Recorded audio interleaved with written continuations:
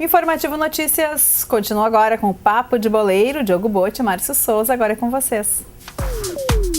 Olá, Rita de Cássia, nós damos sequência ao Informativo Notícias com o Papo de Boleiro.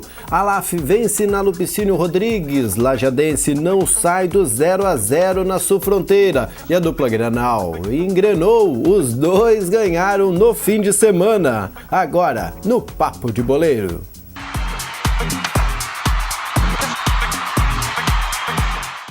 E depois do tropeço na rodada inicial e uma semana de folga, a LAF vence na Lupicínio Rodrigues, Diogo Botti. Na hora, né? Voltou ao normal, vamos dizer assim, né?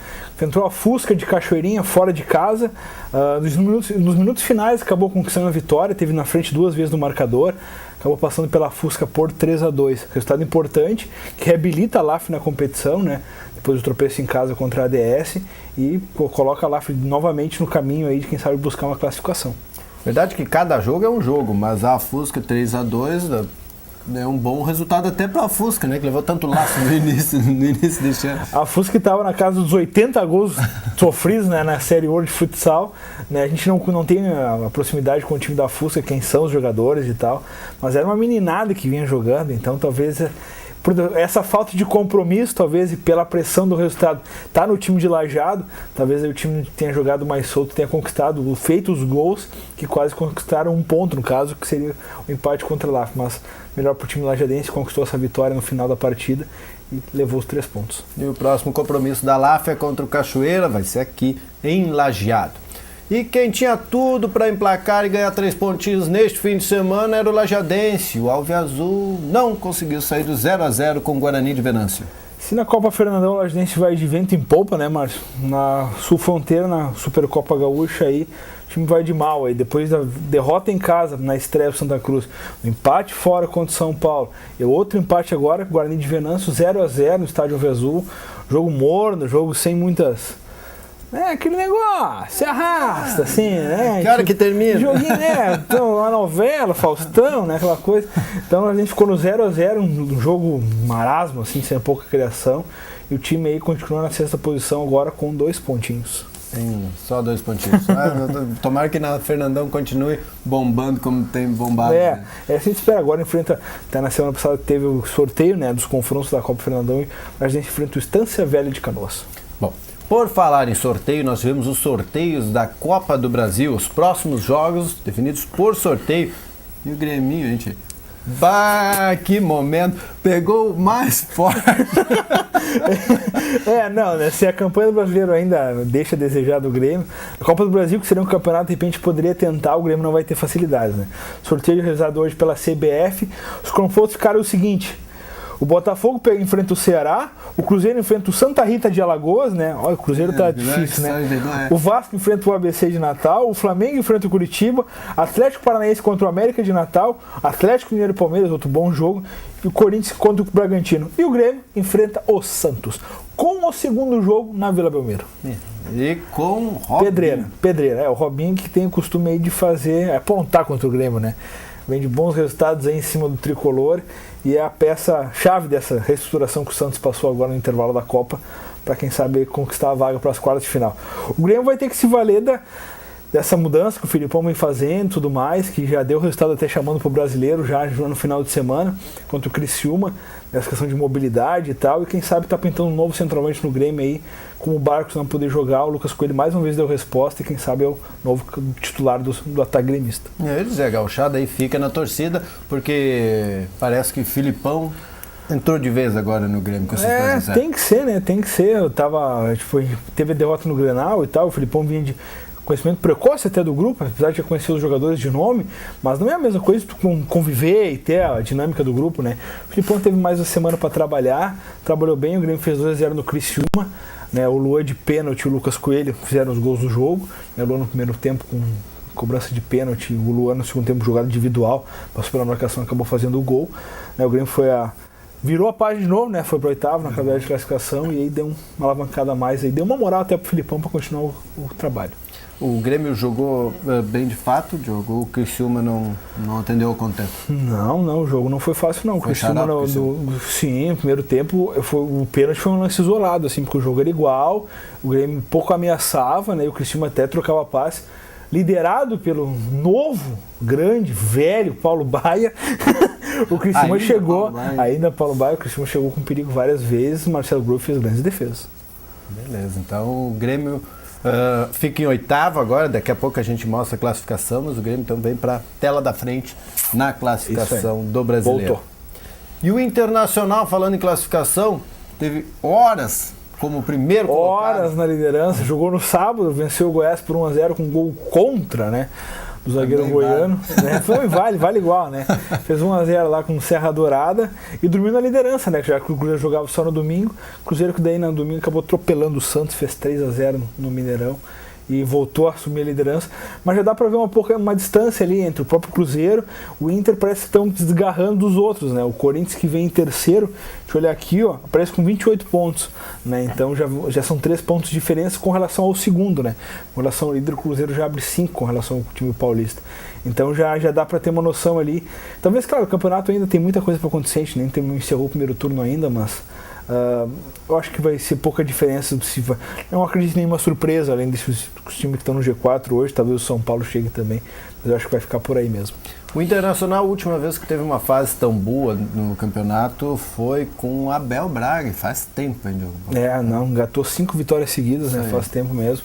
Eu acho que é uma fase, apesar da derrota pro Ceará, né, que a gente colocou se o Inter priorizou ou não o Campeonato Brasileiro, acabou perdendo pro Ceará a Copa do Brasil, mas o Campeonato Brasileiro, a campanha, ainda que não tenha deixado os torcedores que baita jogo, eu acho que o último grande jogo do Inter foi contra o Flamengo, na vitória de 4-0 no Beira-Rio, naquele dia de homenagens ao Fernandão, né?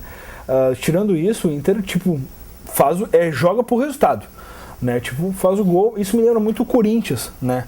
Até que levou a Libertadores aquele ano, não jogava bonito, mas fazia o resultado, né? Isso que o Inter vem fazendo esse ano aí tem dado certo até agora. A coletiva do Filipão, no término do jogo do Grêmio ontem, ele disse isso: atualmente o que me importa são os 3 pontos. Vai jogar bem, se não vai jogar bem, o que aconteceu para garantir os 3 pontos é um detalhe. Mas o que importa são os 3 pontos. Claro, tu pega ali quem foi o campeão lá de 84, pergunta se jogou bem. Quer saber, tá lá o campeão, né, cara? Então, o que importa é isso, ainda mais o Grêmio agora que vive uma seca de títulos grandes, né? Eu acho que nem que o Campeonato Gaúcho tem conquistado aí. O que vale é o resultado mesmo, e o Filipão sabe muito bem disso e sabe o caminho para levar o Grêmio para isso. E perguntaram pro Filipão, Diogo Botti, não sei se acompanhou o coletivo. Filipão, próximo jogo é Mineirão. Tá lembrado, Mineirão? Mineirão. Contra o Cruzeiro, né? No meio de semana aí, o Grêmio tem uma pedreira. Mas eu não acredito, não. Aquilo lá foi uma casa, Marcelo. Aquele 7-1 lá, nunca mais. Isso, o próximo jogo é o Mineirão, depois um próximo vai ser onde eu não joguei ainda, um próximo bem, assim vai, não tem, tudo igual. Continua. O Grêmio tem que fazer valer aí, seja Mineirão, seja de qualquer lugar, tem que valer sua força aí, quem sabe foi que construiu o resultado. Bom, além desse 2-0 do Grêmio em cima do Criciúma aqui na Arena e lá em Goiás, o Internacional vencendo por 1-0 o time da casa. Quais os outros resultados, Diogo? Rodada do sábado, então, na tela para nós aí. Vitória do Inter por 1-0. O Corinthians, de noite, ficou no empate contra o Bahia em 1-1. O Corinthians travou na classificação. Já no domingo, o Palmeiras perdeu o clássico pro São Paulo por 2-1. O Coritiba perdeu em casa pro Flamengo. Que jogaço esse. O Flamengo 1-0. Imagina. O Palmeiras, que tá feia a pegada lá por lá também. Palmeiras já tá o argentino ainda não. Não, 7 jogos, 7 sem vitória ainda. Que beleza. Né? Parece que ingressou na zona de rebaixamento. O Cruzeiro fez 3-0 no Santos também no domingo. O Vitória ficou 0-0 com a Chapecoense. O Grêmio 2-0 no Criciúma. O Botafogo, se reabilitando, fez 2-0 no Fluminense. O Sport ficou no 1-1 com o Atlético Paranaense. E o Atlético Mineiro fez 2-0 no Figueirense. O empate desse jogo foi empate, tá errado ali na tabela. Foi Figueirense 2, Atlético Mineiro 2. Figueirense empatou aos 47 segundo tempo. Que beleza. Tu tinha tomado um gol de pênalti do Diego Tardelli e depois buscou o resultado de igualdade. O Figueirense que aí também tá se arrastando na zona de rebaixamento ali. Com esses resultados, a classificação da Série A? A classificação da Série A ficou assim: o Cruzeiro foi a 33 pontos, o Inter vem na sequência com 31, seguido do Corinthians com 28 e do Fluminense fechando o G4 com 26. O São Paulo aparece na quinta posição também com os mesmos 26, seguido do Atlético Mineiro com 23, o Atlético Paranaense com 23, o Grêmio subiu com a vitória, foi a 22 pontos na oitava colocação, seguido do Sport também com a mesma pontuação, 22 pontos. Fechando a primeira tela, a gente tem o Santos com 20 pontos. Dando sequência, vem o Goiás com 20 também com os mesmos 20 pontos na 11ª, seguido do Botafogo, aí já tem uma mudança, né, Márcio? Botafogo aqui em 12º, já 4 pontos do 11º colocado, né?